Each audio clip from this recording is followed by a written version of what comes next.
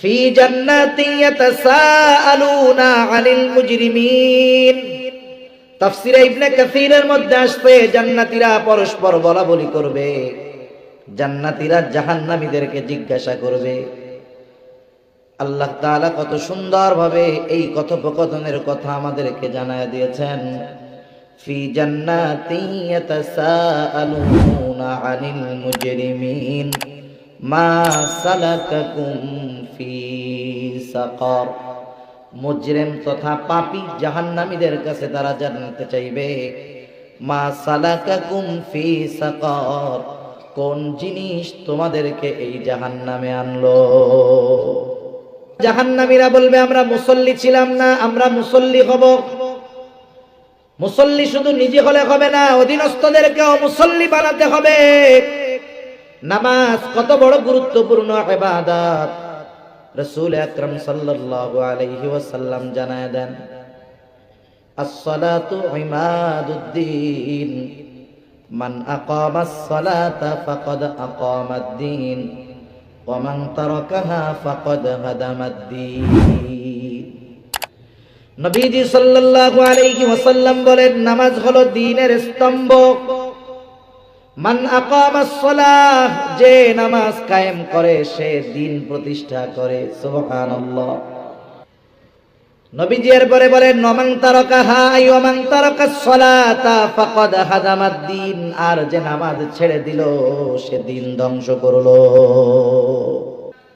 নামাজ তো এমন এক ইবাদত, নামাজের মাধ্যমে আল্লাহ তাআলার সাথে বান্দা সবচাইতে নৈকট্য অর্জন করে। শুধু তাই না, দুনিয়ার প্রয়োজন নামাজের মাধ্যমে আল্লাহ তাআলার কাছ থেকে এই প্রয়োজন মেটানো যায়।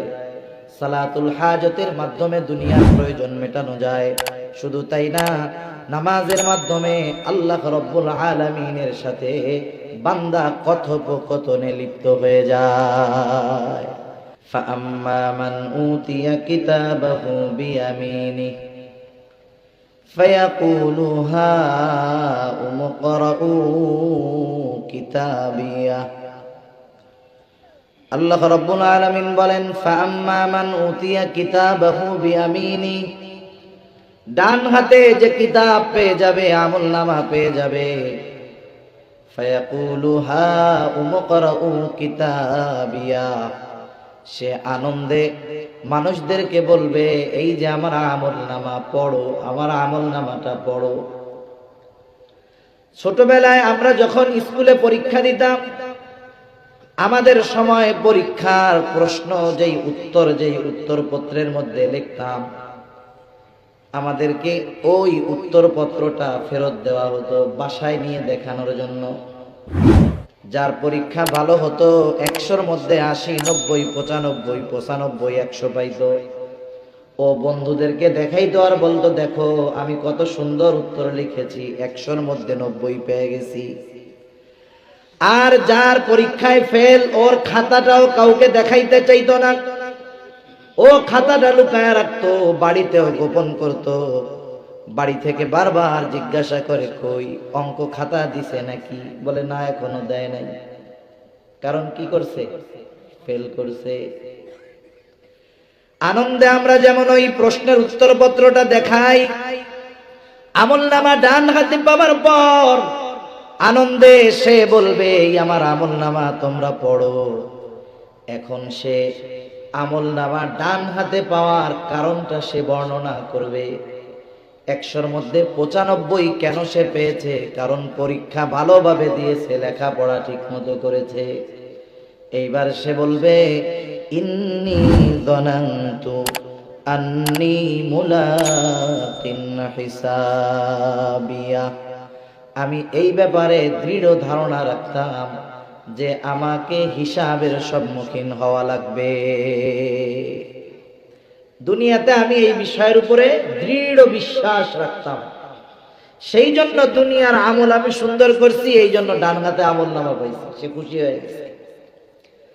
আবার যে বাম হাতে আমলনামা পাবে, বাম হাতে যে আমলনামা পাবে তার অবস্থা কি হবে? আল্লাহ তাআলা বলেন, ওয়া আম্মা মান উতিয়া কিতাবাহু বিশিমালি ফায়াকুলু ইয়া লাইতানি লাম উতা কিতাবিয়া ওয়া লাম আদরি মা হিসাবিয়া।